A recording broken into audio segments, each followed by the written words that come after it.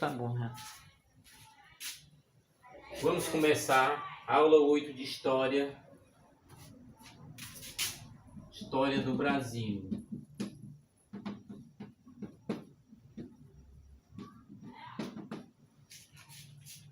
Vamos começar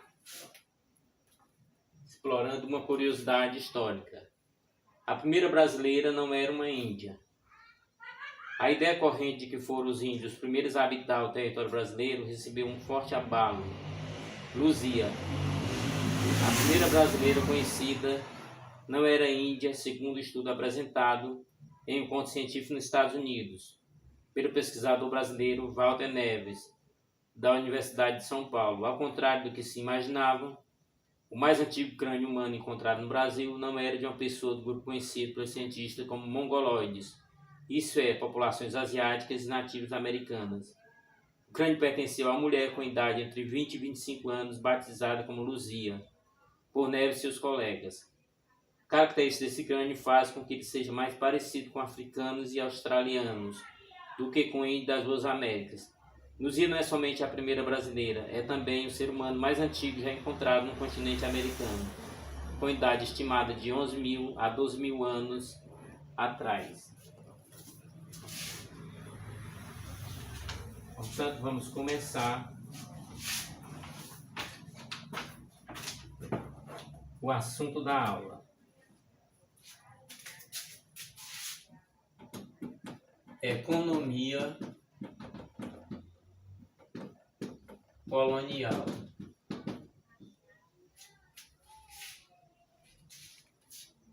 Da economia colonial, vamos estar destacando todo o histórico da economia brasileira.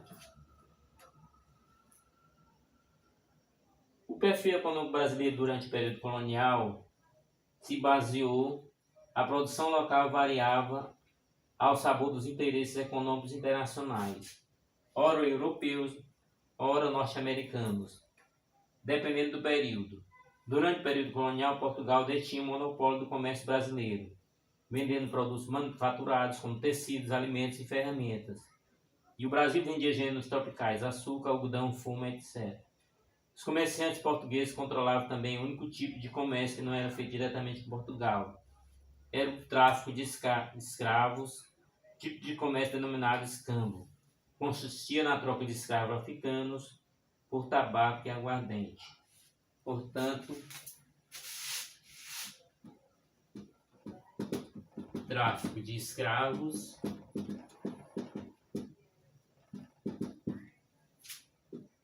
o escambo, que era feito em troca de tabaco e aguardente.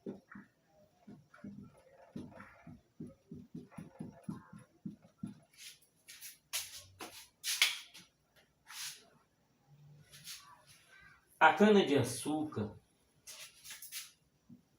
o ciclo do açúcar.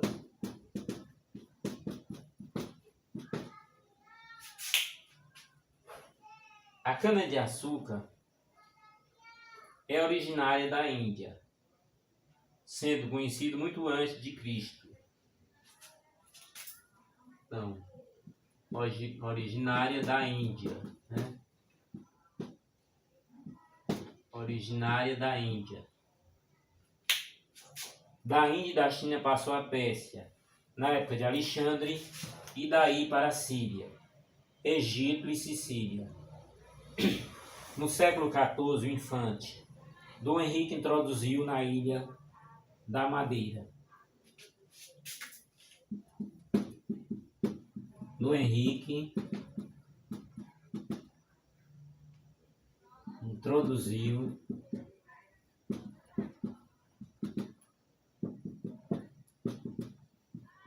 na Ilha da Madeira.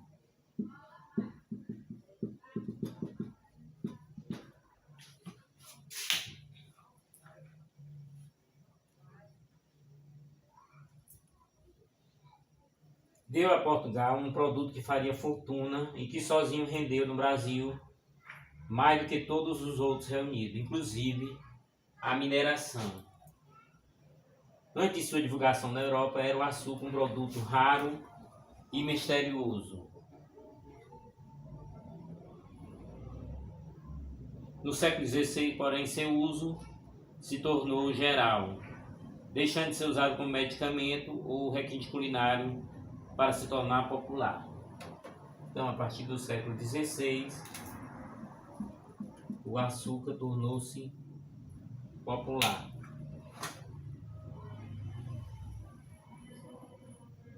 O engenho de açúcar não somente condicionou a sociedade agrária, com características típicas que ainda hoje persistem no Nordeste, como foi o grande elemento de fixação do homem à terra e estímulo de povoamento.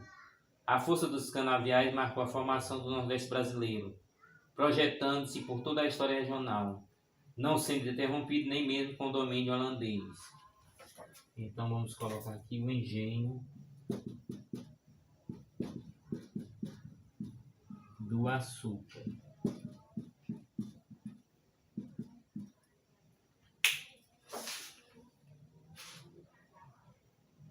Ter um canavial era relativamente fácil, pois a terra era pródiga, mas ter um engenho exigia muito capital para a época.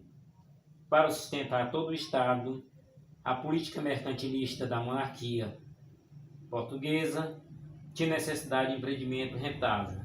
Para isso seria necessário uma estrutura produtiva capaz de atender o consumo europeu, o que demandaria grande investimento, tendo a produção que ser em grande escala. Somente o latifúndio e a exploração do trabalho escravo poderia atender necessidade do mercado europeu.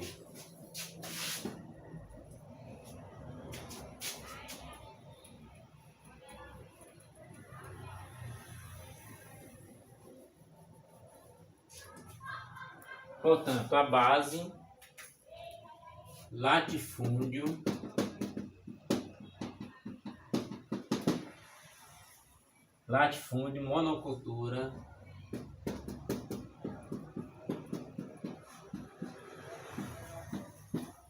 monocultura, e produção voltada para o mercado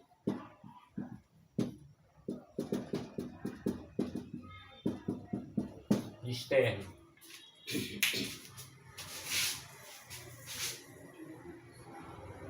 Formavam o trinômio básico do sistema colonial. Acrescentando-se o trabalho escravo, teremos o sistema que se convencionou chamar plantation. Trabalho escravo,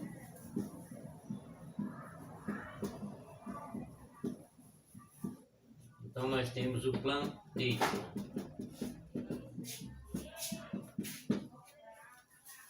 plantation. Realmente fica perfeito para a produção do açúcar.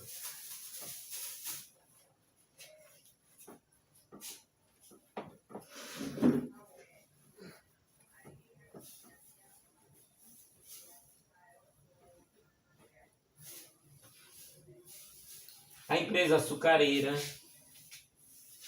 era de iniciativa privada, sendo os lucros repartidos entre os colônios e os ricos negociantes, que aplicavam na produção do açúcar. O Estado também participava dessa empresa, apoiando e incentivando os colônios que quisessem vir para o Brasil e dedicar-se à lavoura de cana-de-açúcar, transformando-se na camada social dos senhores de terra, que por muitos séculos dominaram o cenário político e social do Brasil. O engenho de açúcar. O engenho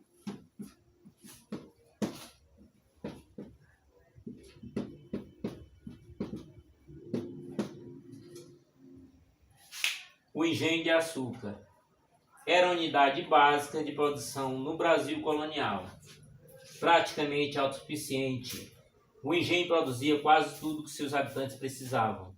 Dos diferentes tipos de engenho existidos no Brasil colonial, dois se destacavam desde a segunda metade do século XVI. O engenho real o engenho real, movido a energia hidráulica, considerado mais produtivo deles, e o trapiche,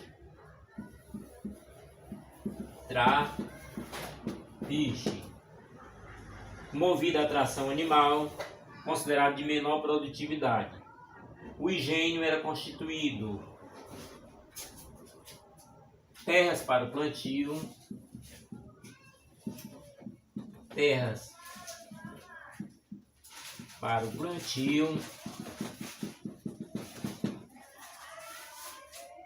a casa grande para a morada do senhor e sua família,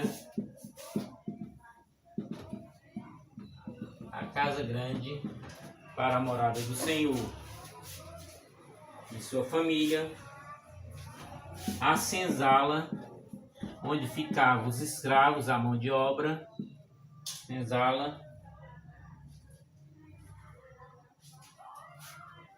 uma capela para facilitar a religião, a casa de engenho,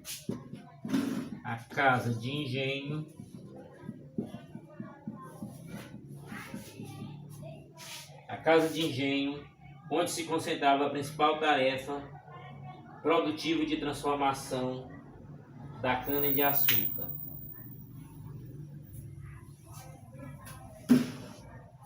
Vamos destacar agora a casa de engenho. Presta atenção no texto sobre a casa de engenho.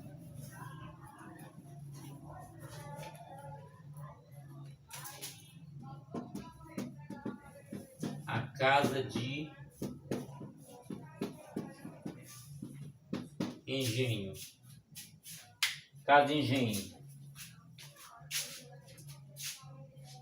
Tinha uma série de instrumentos e máquinas.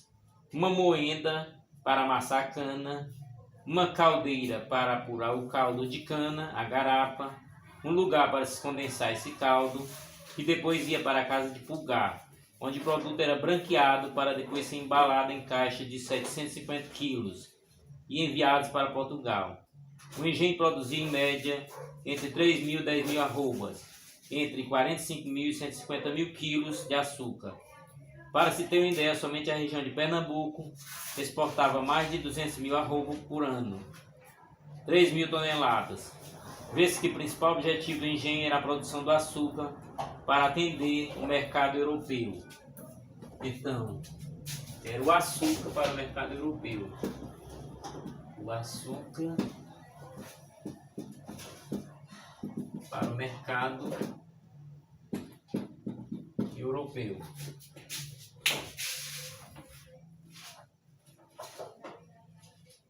Além disso, criava-se gado, plantava-se arroz, mandioca e algodão, somente para atender o consumo interno do engenho, sem afetar a estrutura mercantil da empresa colonial. Somente o aguardente, o produto da cana-de-açúcar, era utilizado para necessidades comerciais externas. Ela servia como moeda na compra de escravos negros na África. Agora vamos destacar a empresa açucareira.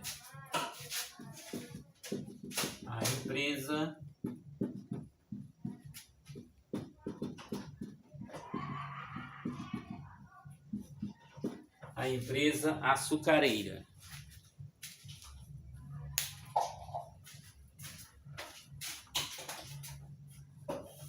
A empresa açucareira empregou a mão de obra escrava em massa para garantir a produção exigida pelo mercado europeu. Os índios foram escravizados como a solução mais imediata desse empreendimento capitalista. No entanto, a burguesia mercantil europeia, ansiosa por aumentar seus lucros, compreendeu que o investimento na compra e captura de escravos negros africanos seria altamente compensador. Então vamos destacar aqui a compra de escravos. A compra de escravos. Vamos desenvolver sobre a compra de escravos. A compra de escravos nos portos da África, seu transporte para a América e depois sua venda aos colonos fazendeiros significou um aumento considerável dos lucros de capitalistas traficantes, não só de Portugal, como de outros países da Europa. Era a burguesia europeia em formação, que se utilizava de qualquer meio para acumular o capital nessa fase primitiva do capitalismo. Era essa a lógica do mercantilismo. Então, mercantilismo era o predomínio econômico da época. Mercantilismo era Claro que a exploração do trabalho escravo dos índios continua a ser utilizada, mas em pequena escala em regiões de colônia onde a empresa açucareira não se instalou efetivamente. Os índios não foram utilizados como mão de obra intensiva, porque isso não propiciava lucro para os traficantes portugueses. Outro motivo para o emprego da mão de obra escrava africana foi o fato da própria metrópole já utilizar, desde o fim da Reconquista e principalmente depois da conquista dos impostos na África. Só em Lisboa 10% dos habitantes eram escravos, o que nos dá uma ideia da importância dessa forma de mão de obra. Portanto, lá em Lisboa, a população em Lisboa, em Portugal, 10% da população era escrava. Quer dizer, era composto dos escravos africanos. Serviam de mão de obra e já faziam parte da população de Lisboa.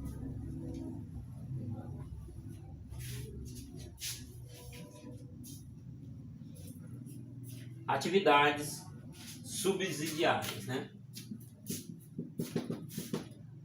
Atividades subsidiárias.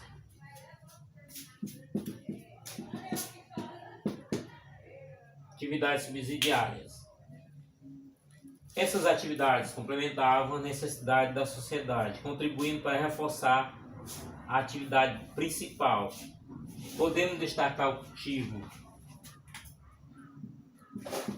cultivos, da mandioca,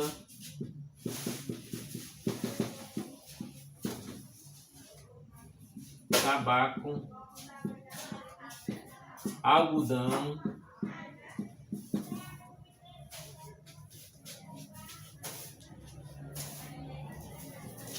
aguardente,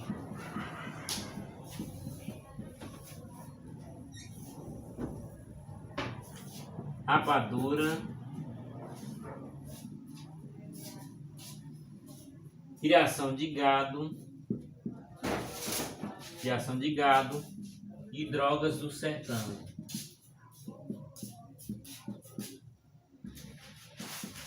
Drogas do sertão. O cultivo da mandioca apresentava a base da alimentação colonial, principalmente para os escravos, tendo inclusive chegado a ser imposto pelo governo português para evitar a crise alimentar.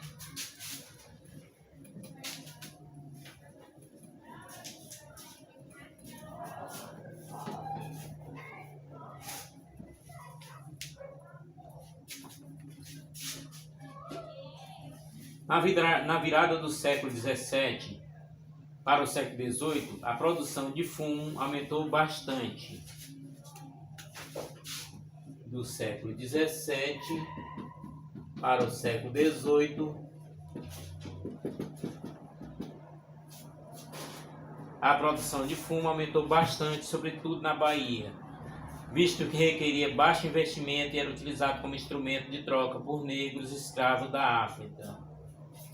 Então, na Bahia,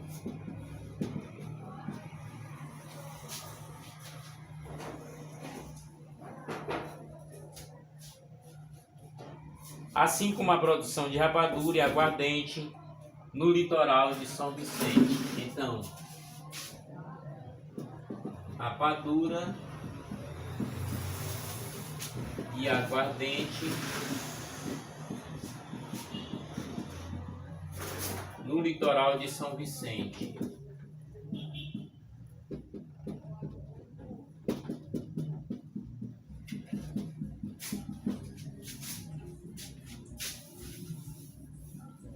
produção de algodão atendia os interesses do mercado de vestimenta dos escravos. Então vamos colocar aqui o algodão.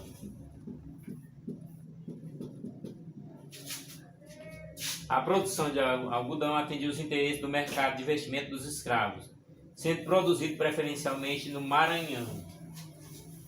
A preferência de produção era no Maranhão. O tecido que a elite colonial usava era proveniente da Europa. Intensificou-se a produção de algodão para o mercado externo, quando a produção norte-americana caiu. Durante a Guerra de Formação dos Estados Unidos, 1776, e a Guerra de Secessão, também nos Estados Unidos. A Guerra de Secessão acontece 1861 a 1865.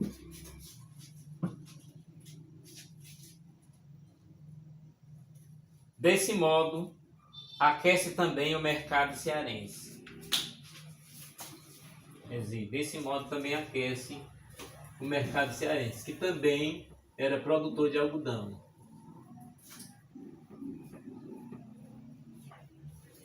Quer dizer, com a crise nos Estados Unidos, com a falta de algodão lá, vamos também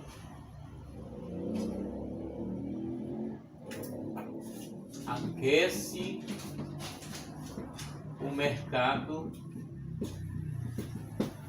do Ceará, no tocante ao algodão.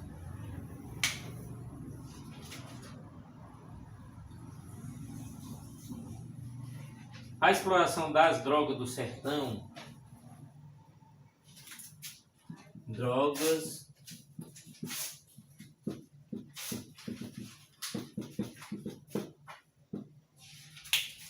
a exploração das drogas do sertão, como cacau, baunilha, guaraná, pimenta, cravo, castanha, ervas medicinais e aromáticas, representou a base econômica para a exploração da Amazônia, destacando-se o papel dos jesuítas, utilizando-se a mão de obra indígena no contexto do século XVII.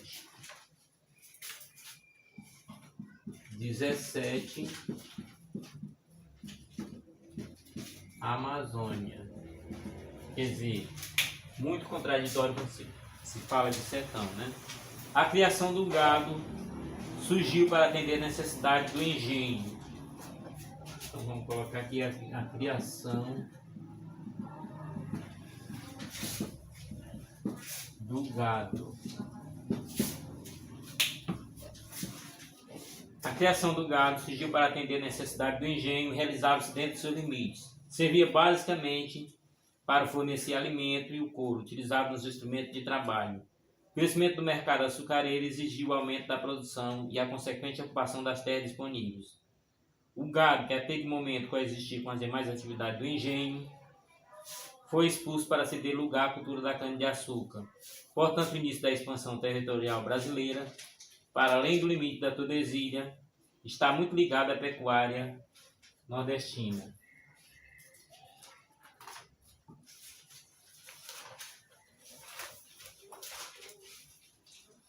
A primeira fase da expansão territorial teve seu ponto de partida nas capitanias de Bahia e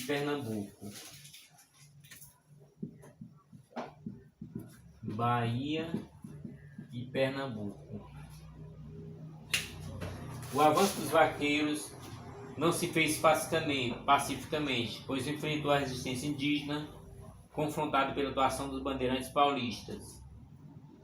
O gado e o vaqueiro foram para a terra cada vez mais distante, onde surgiram feiras de gado e um efêmero comércio na colônia. Foi somente com a descoberta das minas no final do século XVII que a pecuária ganhou vida própria, desvinculando-se da economia açucareira. A partir dessa época, os vaqueiros avançaram pelos sertões, criando ao lado dos currais de gado pequenos povoados e aldeias. E aí nós vamos compreender o avanço econômico do nosso país.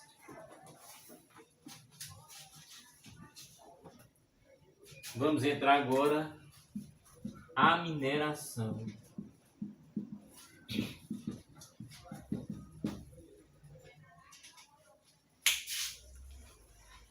Desde o dia em que Cabral desembarcou em Porto Seguro, existia grande expectativa nos portugueses de encontrar ouro nas novas terras. Essa expectativa era motivada pela política do metalismo. Metalismo. Sonho de Portugal em descobrir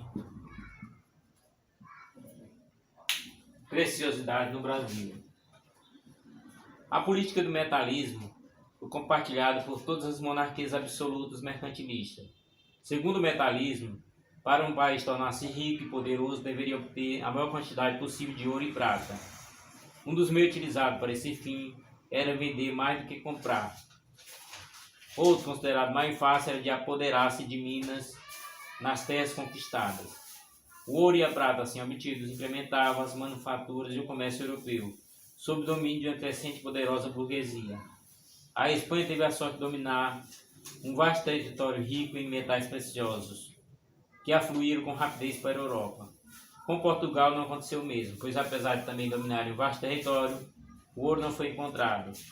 Para Portugal, que no final do século XVII encontrava-se em crise econômica e financeira, a descoberta de ouro era vital.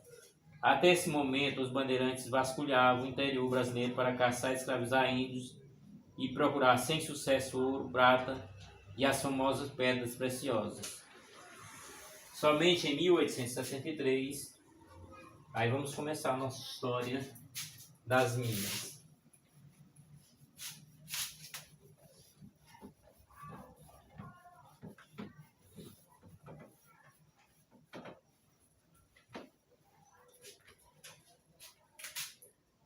Em 1863, nós vamos ter a descoberta, né? Antônio Rodrigues, paulista, Antônio Rodrigues Arzão. Antônio Rodrigues Arzão pesquisou e descobriu ouro na região de Minas Gerais.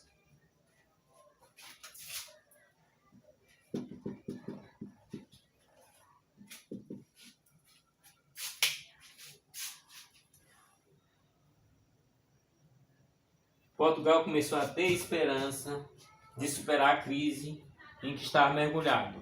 O planalto onde foi encontrado ouro está situado na região da Serra do Espinhaço. Indo de norte a sul, a serra divide as bacias do Rio Doce e Rio São Francisco. Para chegar à região, os paulistas tinham de escalar a Serra da Mantiqueira. Serra da Mantiqueira.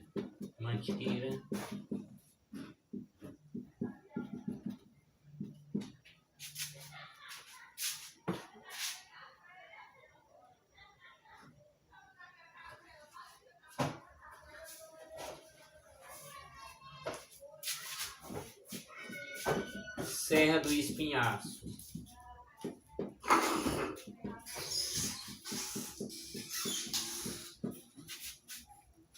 Onde realmente conseguiram encontrar.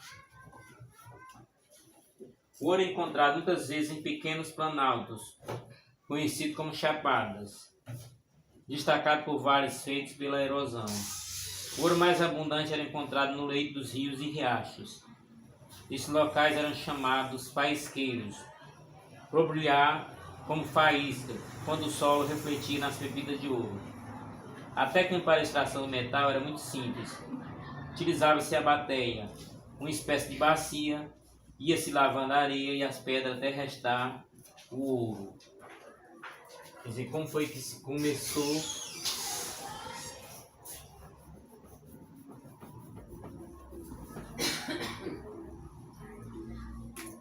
a bateia, que era uma espécie de bacia, onde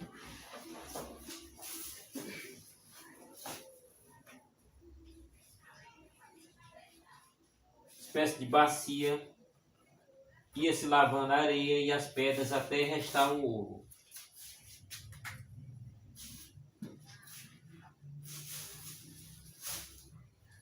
Procurava-se o ouro nos barrancos vizinhos aos rios. Quando uma bateada dava aproximadamente 7 gramas de ouro, 2/8 na medida antiga, era considerado boa e rentável. Portanto, 7 gramas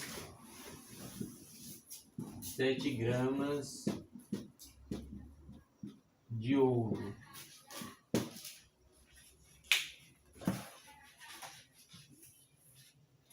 Frequentemente conseguia-se 20 vezes mais do que isso, o que representava alta lucratividade.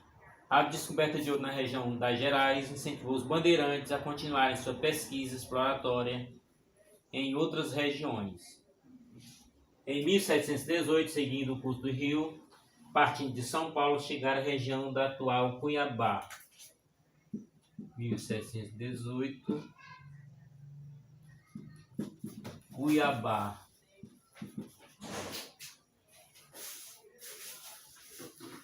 E encontraram ouro. Em 1725 foram descobertas outras minas em Goiás. 1725 em Goiás. A região central do Brasil começou a se transformar. Cuiabá era uma cidade de 7.000 habitantes. Cuiabá, 7.000 habitantes. 7.000 habitantes. 1726, em 1726, Goiás transformou-se em capitania. Capitania separada. Capitania separada em 1744. Vamos agora conotar sobre os efeitos da descoberta do ouro. Quando a notícia da descoberta do ouro se espalhou pela colônia, os paulistas foram os primeiros a correr para a região, pois para eles é uma das poucas formas de enriquecimento. Atravessar a Serra da Mantiqueira, chegando à região mineradora, depois de penosa caminhada. Do Nordeste também chegavam colonos pelo Rio São Francisco. De Portugal começou a chegar uma nova leva de colonos, todos atraídos pela possibilidade do rápido enriquecimento. Essa gente instalava-se precariamente e somente mais tarde é que surgiram povoações, mais ou menos prósperas, como as que vamos citar.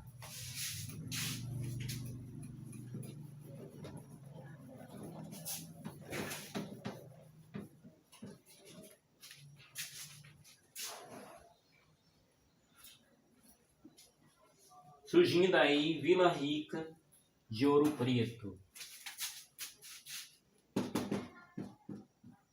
Vila Rica de Ouro Preto.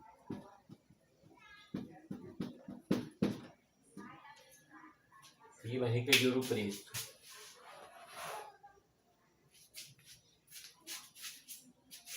A população de Minas Gerais saltou de algumas poucas pessoas na época do descobrimento do ouro para mais de 30.000 em 1709. 30.000 em 1709, população de Minas.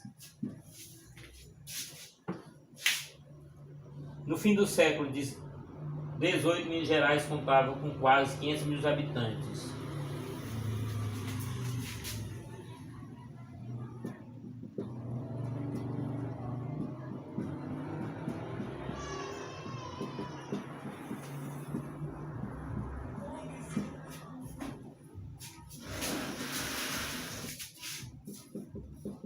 No final do século XVIII, chegava mais ou menos a 500 mil habitantes.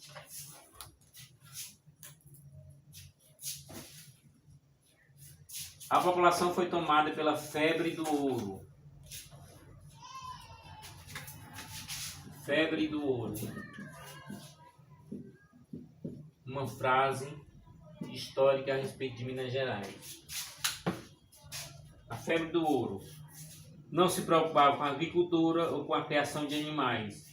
A maioria dos alimentos era importada de outras regiões, que tornava a alimentação bastante cara. Os alimentos, além de percorrer grandes distâncias, eram vendidos ou trocados diretamente por ouro. Isso facilitava o contrabando, criando atrito com as autoridades. Toda a área mineradora converteu-se em centro de tensões. A disputa por melhores azidas locais que possuíam mais ouro começou a provocar sérios conflitos. Um dos incidentes mais famosos foi a chamada Guerra das Emboabas, que vamos tratar no outro momento. Vamos agora para a parte da administração, exploração, leis, impostos e projetos.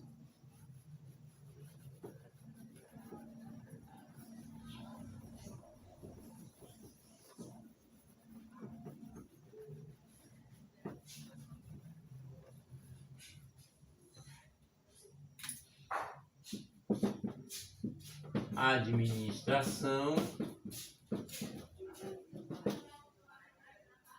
exploração,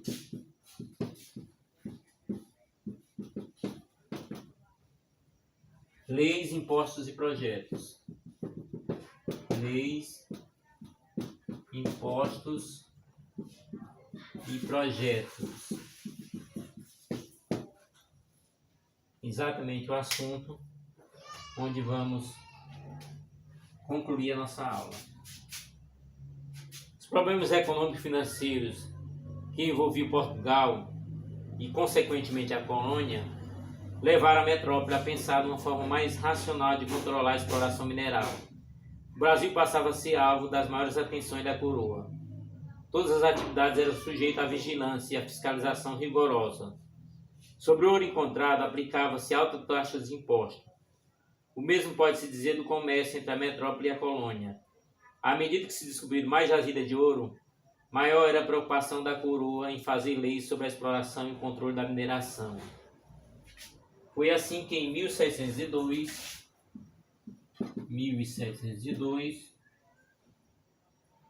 aparece o Regimento das Minas de Ouro. Regimento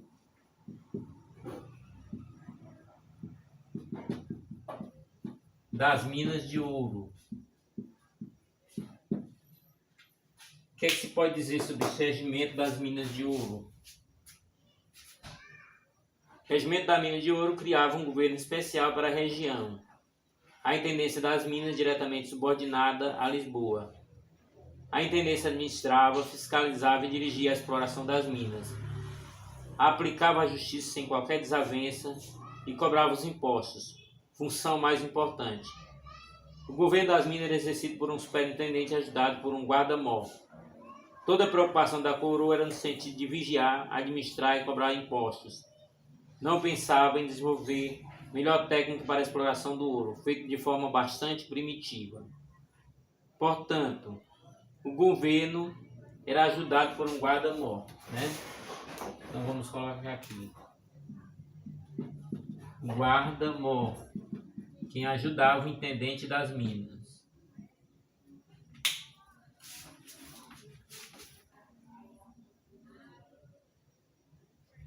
O principal imposto cobrado pela coroa era o quinto. O quinto era o principal imposto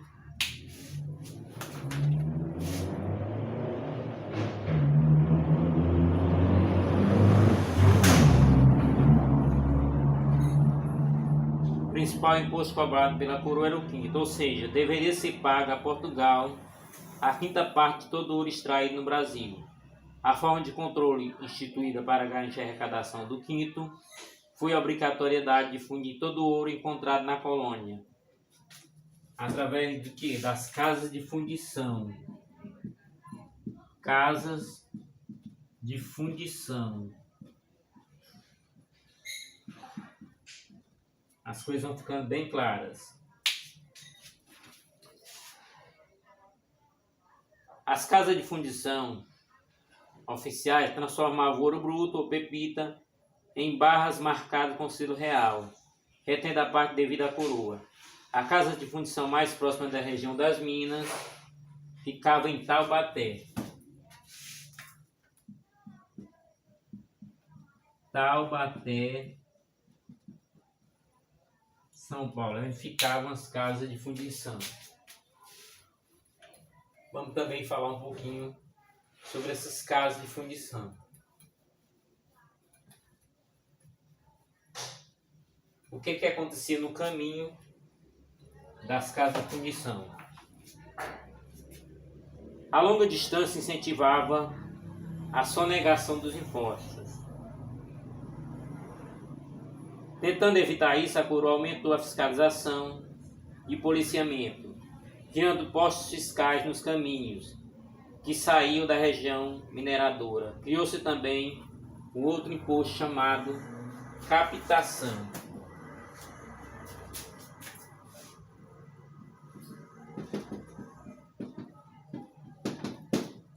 O que era captação?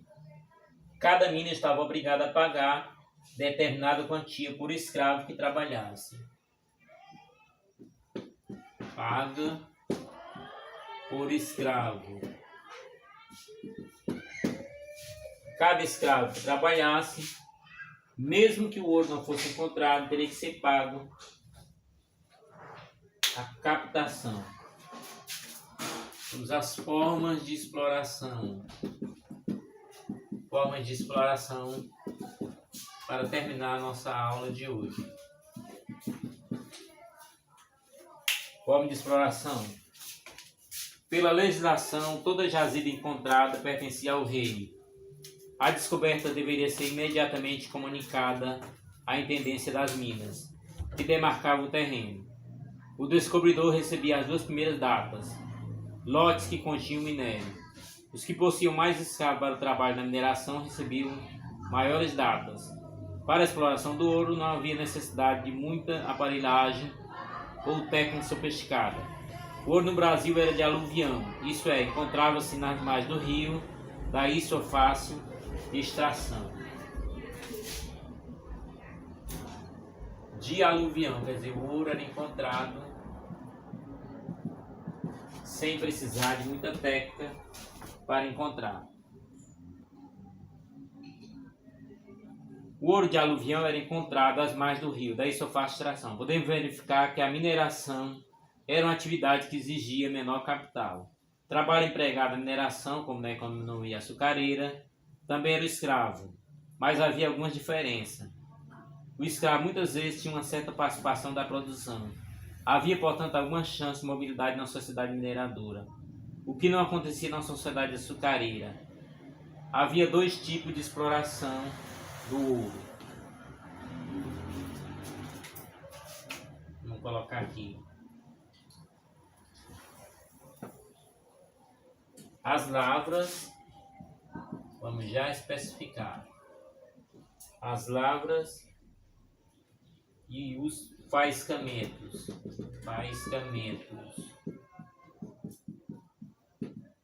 Você vai escolher qual nome que vai ganhar mais dinheiro. As lavras na forma de grande empresa mineradora, com grande emprego de capital, muitos escravos, ferramentas e aparelhos, que exploravam minas que exigiam maiores recursos técnicos para a escavação de profundidade. Faiscamentos, uma forma de pequena empresa de um só dono que explorava o ouro da superfície a partir do trabalho feito por homens livres ou escravos aforreados. Portanto, a forma mais econômica era o faiscamento. Vamos entrar agora nos diamantes. Os diamantes.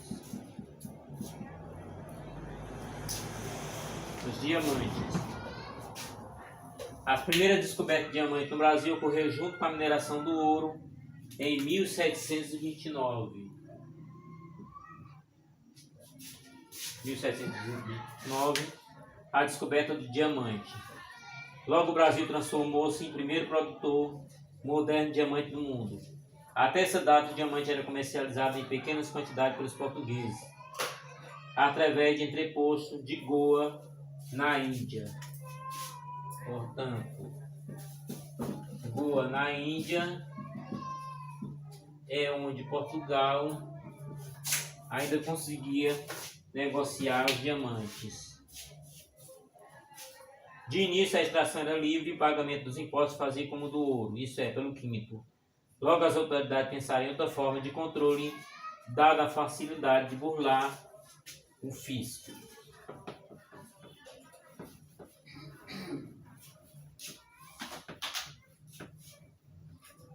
A formação do distrito diamantino.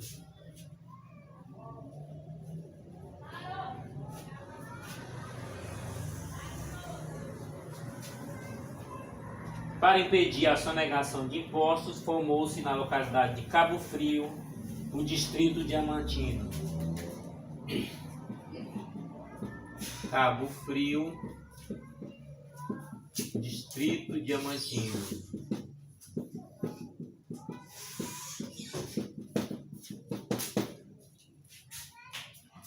Equivalente à atual cidade mineira Diamantina. A exploração transformou-se no privilégio de alguma pessoa que pagava uma quantia fixa para extrair o diamante. Em 1771 organizou-se a Junta da Administração Geral dos Diamantes. 1771, a Junta da Administração Geral dos Diamantes, ligada diretamente a Lisboa. O distrito diamantino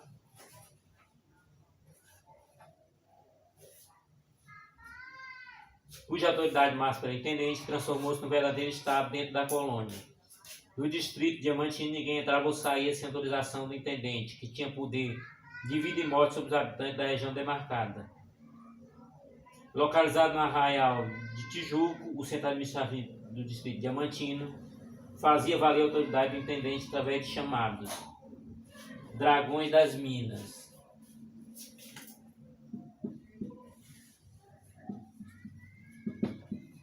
Dragões das Minas, que era a tropa de elite para reprimir e controlar qualquer tentativa de romper a rígida fiscalização. Então, Arraial do Tijuco,